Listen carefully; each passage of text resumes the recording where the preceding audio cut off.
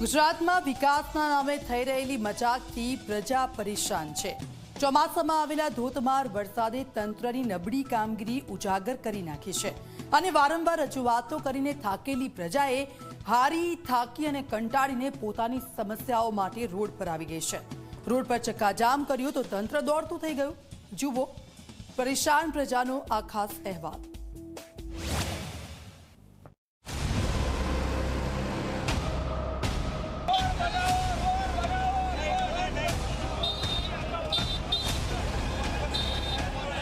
દિવસે ડાન્સ, રાત્રે ડેન્જર। આ છે આણંદ જિલ્લાના ચિખોદરાથી સારસાને જોડતો 7 કિલોમીટરનો બિસ્માર માર્ગ।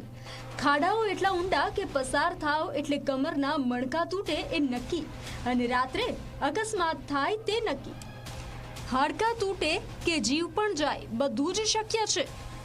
આ રોડ પરથી પસાર થાવ એટલે એવું લાગે કે જાણે 7 નહીં પણ 70 કિલોમીટરની સફર કરી હોય। તૂટેલો ફૂટેલો ખખડી ગયેલો આ રોડથી ગામ લોકો ત્રસ્ત બન્યા છે।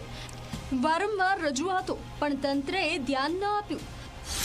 મુખ્યમંત્રી ભૂપેન્દ્ર પટેલ જ્યારે સારસા આવ્યા ત્યારે પણ યાદ અપાવી, પણ કાંઈ ના થયું। વાહનો તૂટ્યા અને અકસ્માતો વધ્યા।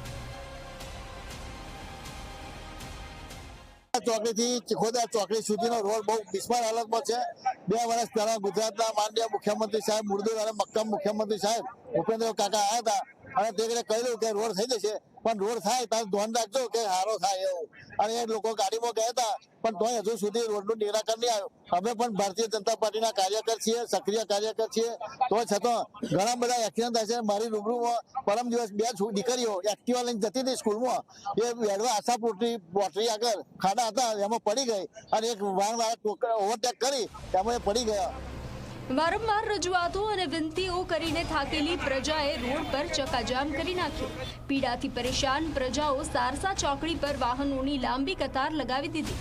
રોડ પર ટ્રાફિક જામ થઈ જતા પોલીસ દોડતી થઈ ગઈ, ઉગ્ર સૂત્રોચ્ચાર કર્યા।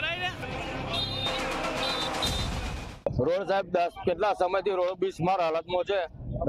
જનહિતની સુરક્ષા માટે કરેલ છે, જે લોકોને જનહિતમાં કે લોકોની કેડો તૂટી ગઈ, સાધનોને નુકસાન છે, લોકો ટોલ ટેક્સ અને રોડ ટેક્સ ભરવા છતાં પણ આની આ જ હાલત રહેવા છતાં આજે આ કાર્યક્રમ કરેલ છે। નવો રોડ કરે, બસ એ જ માંગણી છે। વોટ આલવાના છે બધા, મોદી સાહેબને જોઈને વોટ આલે છે। આ લોકોના કામથી વોટ આલવાનો હોય તો એ કઈ વોટ ના મળે, તો ફરી વોટ માંગવા આવે અને પહેલા જોઈ લે કે રોડની હાલત શું છે, પબ્લિકની ડિમાન્ડ શું છે, પબ્લિકના સોલ્યુશન લાવવા પછી વોટ માંગવા આવજો, વોટ માંગવા ના આવતા।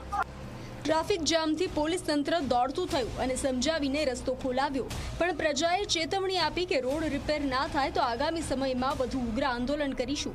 નવો રોડ બનાવો એ જ માંગ છે। ખાડાઓથી ત્રસ્ત આ પ્રજા હવે કંટાળી છે, હવે જાગવાનો વારો તંત્રનો છે।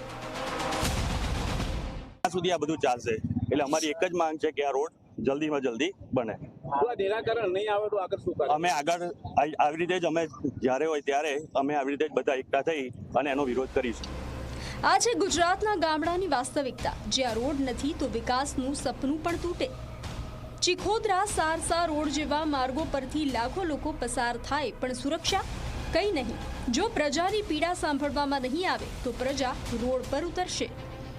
બુરહાન પઠાણ, ઝી મીડિયા, આણંદ।